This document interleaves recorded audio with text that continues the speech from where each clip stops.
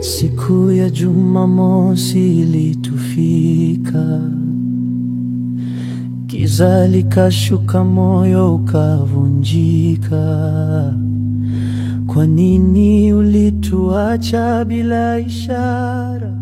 Ni kwa huzuni kuu na mioyo iliyojaa majonzi tunatangaza kifo cha marehemu mzee Michael Ndung'u Wainaina kilichotokea siku ya Jumamosi tarehe 25 Oktoba mwaka huu.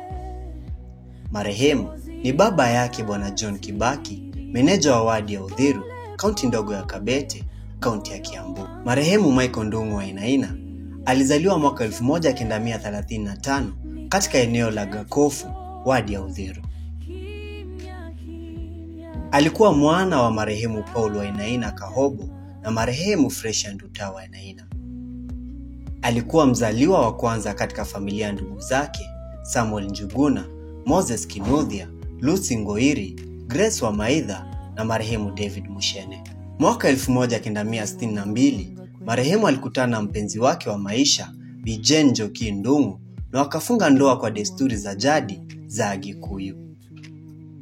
Walibarikiwa na watoto 7: Fresh Nduta, Paul Wainaina, Nelly Wadhoni, marehemu James Mbai, Lucy Ngoiri, David Mushene na John Kibaki. Marehemu ameacha nyuma mke wake mpendwa Bi Jane Njoki, watoto 6, wajukuu pamoja na vitukuu ambao wote wanaendelea kumuenzi na kuendeleza urithi wake wa upendo, hekima na bidii. Mwili wa marehemu utaondolewa katika mochari ya Thogoto PCEA saa 3 asubuhi siku ya Jumanne tarehe 4 Novemba mwaka huu kuelekea kwa ibada ya mazishi itakayofanyika katika kanisa la PCEA Uthiru kuanzia saa 5 asubuhi. Baada ya ibada, marehemu ataagwa na kuzikwa katika shamba lake la nyumbani, eneo la Kino, Kariango A. Kamati ya maandalizi pamoja na waombolezaji wanakutana kila siku katika nyumba ya marehemu kijijini Gitire kuanzia saa 11 jioni kwa maandalizi na faraja kwa familia. Tunawaomba marafiki, jamaa na wakazi wote wa Uthiru na maeneo jirani kuungana nasi katika kipindi hiki kigumu, tukifariji na kuwasaidia familia ya marehemu.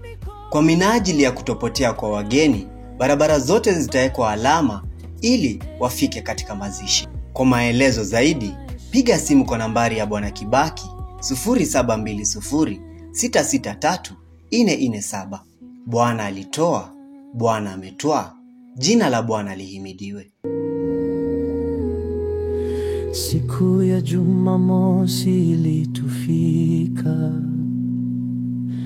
giza likashuka, moyo ukavunjika.